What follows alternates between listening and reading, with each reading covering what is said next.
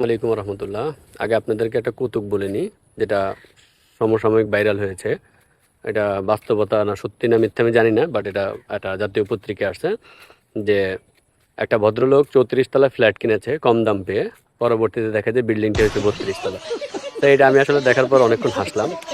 তো এটা হাসির কারণও আছে, কারণ আমাদের আমরা যারা বাংলাদেশে আছি বা এটা মানুষের মধ্যে এই নেচারটা আসলে ডেভেলপমেন্ট হয়েছে। কম দাম শুনলে তারা ঝাঁপ দিয়ে পড়ে, সেটা নেওয়ার জন্য খুবই আগ্রহ প্রকাশ করে। বাট দিন শেষে কম দাম হলে যে সেটা নিতে হয় না, বা না বুঝে কোনো কিছু নিলে, দাম কম শুনলে সেটা যদি পরবর্তীতে ধরা খেতে হয়, এটা হলো তার একটা জ্বলজ্বন্ত প্রমাণ। তো যাই হোক, আপনাদেরকে এটা একটু সাবধান করার জন্য বললাম। আমি আসলে আপনাদেরকে অনেক জমির ইনফরমেশন দিয়ে থাকি, আমাদের নিজস্ব প্রজেক্ট আছে। প্লাস হলো আমার সাথে যারা পরিচিত, অনেকে আমাকে বলে যে ভাই, আমরা ফ্ল্যাট নিতে চাই না বা শেয়ার কিনতে চাই না, আমাদেরকে যদি ছোট জমি থাকে, এককভাবে 2.5 কাঠা 3 কাঠা বা 4 কাঠা, আমি একটু ব্যক্তিগতভাবে জমি ক্রয় করে আমি সেখানে থাকতে চাই। তো এটা নিয়ে যেহেতু কাজ করি, তো আমি এটা আপনাদেরকে সহযোগিতা বলেন। যেহেতু আমি এই মোহাম্মদপুর কেরানীগঞ্জ এরিয়াতে প্রায় আজকে 14-15 বছর এই মার্কেট প্লেসে কাজ করি, সো অনেকের সাথে আমার উঠা বসা আছে, আমি অনেককে চিনি জানি। তো এর ভিতর দিয়ে আসলে আমার অনেক তথ্য থাকে, অনেকে বিক্রির জন্য সহযোগিতা চায়, আবার অনেকে কেনার জন্যই চায়, যার ফলে আমি এই কাজটা করি। তো মজার বিষয় হলো, আমি এখন যে জায়গাটা দাঁড়ায় আছি সেটা হলো আপনার মোহাম্মদপুর বসিলা ব্রিজ থেকে আপনি এখানে হুন্ডা দিয়ে আসলে 7-8 মিনিট লাগবে, আপনি আসতে পারবেন লুটেরচর এরিয়াতে। এখানে এই যে জমিগুলো দেখতেছেন, এই যে পিচ দেওয়ার রাস্তা, আমি যখন শুরুর দিকে এই সাইডে আসা হয় আমার, মানে আজকের থেকে যখন আপনাকে যদি আমি বলি 13-14 সালের দিকে যখন আমি এই দিকটাতে আসি, তখন এই দিকে জায়গার দাম কত ছিল আপনি শুনলে হাসবেন। তখন আমরা যখন এখানে আসতাম, এখানকার যারা লোকাল লোকজন যারা জমি বিক্রি করতো, তারা আমাদেরকে অনেক বলতো যে ভাই, এখানে রাস্তা হবে, এইটা হবে, সেটা হবে, জমি কিনে রাখেন। তখন এখানে জায়গার দাম ছিল মাত্র 1 লাখ, 1.5 লাখ, 2 লাখ টাকা করে শতাংশ ছিল। তো যারা ক্রয় করেছে তখন বিশ্বাস করে, তারা কিন্তু আজকে অনেক গেইনার। কারণ এই এলাকাতে এখন বর্তমানে আপনি যদি শতাংশ চিন্তা করেন, এখানে এখন মনে করেন যে আপনার 15 লাখ, 18 লাখ, 20 লাখ, ইভেনচুয়াল ভালো ভালো পজিশনে দেখা গেছে যে 40-50 লাখ টাকা করে শতাংশ, মানে কাঠা প্রায় আপনার 30 লাখ, 40 লাখ, 50 লাখ এরকম করে ভেরিয়ার করে। তো জমি যারা কিনেছে, যারা এই সাহস করে জমি কিনেছেন শুরুর দিকে, যারা দেখে শুনে কিনেছেন, তারা কখনো ঠকে নাই। জমি কিনতে আমি সবাইকে বলি একটা কথা, সিম্পল কথা, আপনি জমি কিনেন, ফ্ল্যাট কিনেন, যাই কিনেন না কিনেন, যাই কিনেন কোনো প্রবলেম নাই, কিন্তু কেনার পূর্বে আপনাকে কয়েকটা জিনিস মাথায় রাখতে হবে। আপনি যে জিনিসটা নিতে যাচ্ছেন, নাম্বার ওয়ান, আপনি দেখবেন যে সেটার কাগজপত্র ঠিক আছে কিনা, পজিশন ঠিক আছে কিনা, দখল ঠিক আছে কিনা।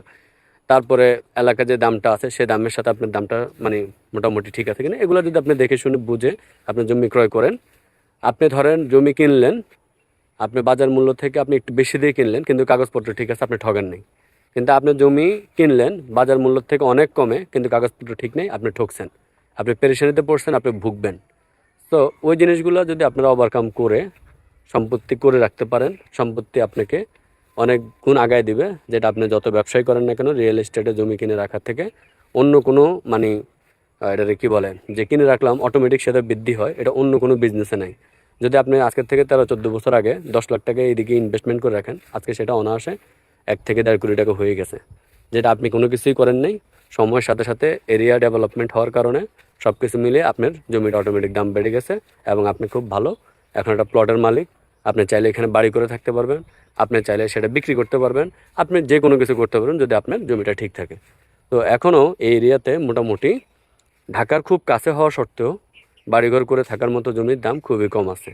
আপনারা যারা এখন জমি কেনার জন্য চিন্তা করতেছেন, যারা ইয়াংস্টার, যারা ইনকাম করা শুরু করছেন, টাকা পয়সা এদিক সেদিক নষ্ট না করে আপনারা আপনাদের এই টাকাগুলোকে সামহাও জমিতে ব্যয় করার চেষ্টা করুন। কারণ জমি যদি আপনি দেখে শুনে বুঝে কিনে রাখেন, এটা কখনো আপনাকে ঠকাবে না ইনশাল্লাহ। ঠিক আছে, মানুষ ঠকাবে, আপনি প্রতারিত হবেন বিভিন্নভাবে, কিনতে যায় প্রতারিত হবেন, কিন্তু আপনি চোখ কান খোলা রেখে কাজ করবেন, এটা হলো আমার রিকোয়েস্ট। কারণ আপনি একটা জমি কিনবেন, আপনি সারা জীবনের সঞ্চয় ব্যয় করে অথবা রানিং ব্যবসার থেকে টাকা বের করে, যে কোনোভাবেই কিনেন না কেন, এটা আপনার কষ্টের টাকা। যখন আপনি এই টাকাটা ইনভেস্টমেন্ট করে জমিটা ক্রয় করবেন, আপনাকে মাথায় রাখতে হবে যে আমি সেটা দেখে শুনে কিনবো, আমি কারো প্ররোচনা নয়, কারো কথায় নয়।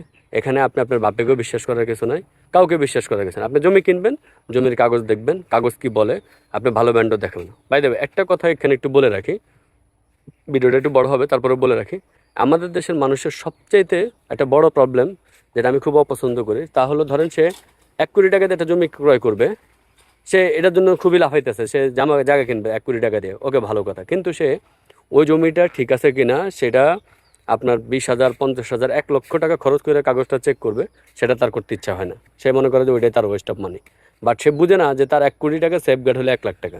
সে 1 লাখ টাকা খরচ করে আগে কাগজ দেখবে ভালো করে, তার মনোভূত হবে, কোনো প্রবলেম নেই, তখন সে 1 কোটি টাকা দেখে নিক, তাতে কোনো ইস্যু নেই। কিন্তু মানুষ কি করে, মানুষ সেভিংস করতে চায় তার কাগজ দেখানোর ক্ষেত্রে, হ্যাঁ, মালিকানা যাচাইয়ের ক্ষেত্রে সে কী করে, টাকা সেভ করতে চায়। আর এই সেভ করার কারণে সে 1 কোটি টাকাকে জলে ফেলায় 1 লাখ টাকা খরচ না করে। সো আপনি জায়গা ক্রয় করবেন, আপনি দেখে শুনে ক্রয় করবেন। কাগজ আপনি 1 লাখ টাকা দিয়ে যদি আপনার কাগজে খরচ হয়, আপনি সেটা খরচ করে তারপর আপনি জমি ক্রয় করবেন। আমার প্রতি মাসে, আমাদের যেহেতু আমরা জমি নিয়ে কাজ করি, আমাদের প্রতি মাসে আমরা এমন অনেক জমির কাগজ চেক করে আমরা এটাকে ফেরত দিয়ে দিই, কারণ এটা আমাদের মনোভূত হয় না, ওটা আমাদের প্রসেসের সাথে যায় না, ওটার প্রবলেম আছে। এই জিনিসগুলো আমরা চিন্তা করে আমরা কী করি, ওই জমিটা আমরা নিই না, বা ওইটা আমরা কারোর কাছে বিক্রি করি না, বা কাউকে ওইটার ব্যাপার আমরা মানে বলি না। রিজন হলো, আপনি একটা জমি ক্রয় করবেন, সেটা যদি কাগজপত্র ঠিক না হয়, আপনি ভুক্তভোগী হবেন, আমি ভুক্তভোগী হব। তো ওই জিনিসগুলো আমরা মাথায় রেখে আমরা যেটা করি, আমাদের প্রচুর টাকা কাগজ চেকিংয়ে চলে যায়, নষ্ট হয়। বাট আমরা ওটাকে কখনোই মানে গুরুত্ব দিই না যে আমাদের টাকা নষ্ট হচ্ছে, এটা একটা গুরুত্বপূর্ণ বিষয় না। আমরা ওটাকে গুরুত্ব দিই না, আমরা গুরুত্ব দিই আমার কাগজটা ঠিক আছে কিনা, মনোভূত আছে কিনা, দখল পজিশন ঠিক আছে কিনা।